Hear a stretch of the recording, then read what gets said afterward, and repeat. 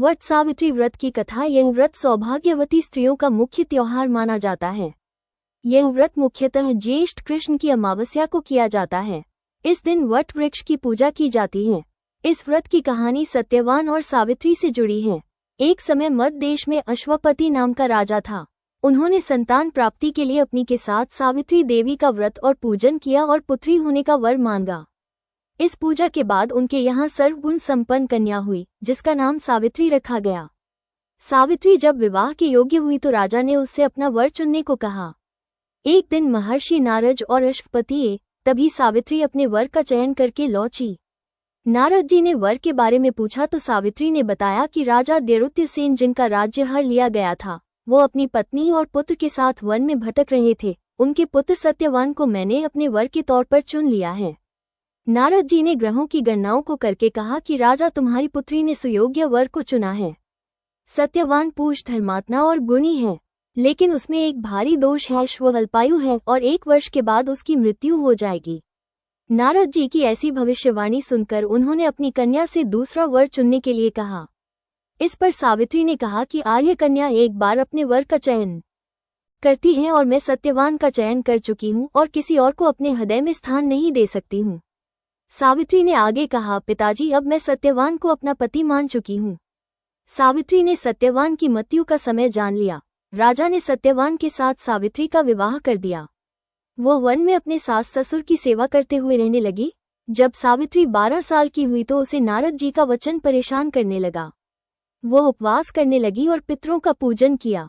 वो रोज की तरह सत्यवान के साथ लकड़ियां काटने वन में गई। सत्यवान जैसे ही पेड़ पर लकड़ी काटने गया, उसके सिर में पीड़ा होने लगी। वो नीचे आ गया और सावित्री ने उसका सिर अपनी गोद में रख लिया। सावित्री का मन डर से कांप रहा था। तभी उसने सामने से यमराज को आते देखा। यमराज सत्यवान की आत्मा को लेकर चल दिए और सावित्री भी पीछे पीछे चल दी। यमराज ने उसे वापस जाने को कहा, लेकिन सावित्री ने कहा कि पत्नी की सार्थकता इसी में है कि वो पति की छाया की तरह सेवा करे। उसने कहा कि इनके पीछे जाना ही मेरा स्त्री धर्म है। सावित्री के धर्मयुक्त वचनों को सुनकर यमराज प्रसन्न हो गए। यमराज ने पीछे मुड़कर देखा और सावित्री से कहा, आगे मत बढ़ो, तुम्हें मोह मांगा वर दे चुका हूँ। यमराज ने कहा कि अपने पति के प्राणों के अलावा तुम कुछ भी वरदान मांग सकती हो। इस पर सावित्री ने कहा कि मुझे मेरे सास ससुर की आंखों की ज्योति दे दो।